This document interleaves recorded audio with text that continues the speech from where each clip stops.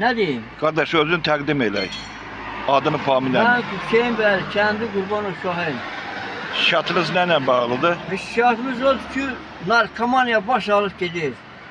Buna kim bakmalıdır, kime gidem diyor. Yəni polis baxmır mı? Polisə müraciət edibsən mi? Polisin der bitsin tutarak para yalandan kalanını da bırakıyor.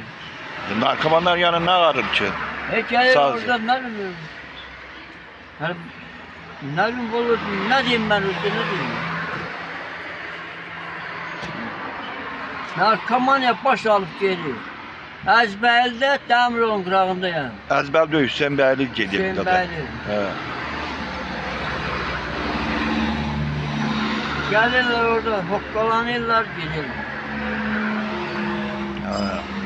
Adama deyir, Ağsaqqal, sağ hürmət eləyəcəyik. Heç kimə demə ki, biz buraya gəlirik. Ya deyirəm, mənim nəşim o gelin ağarışım qalır.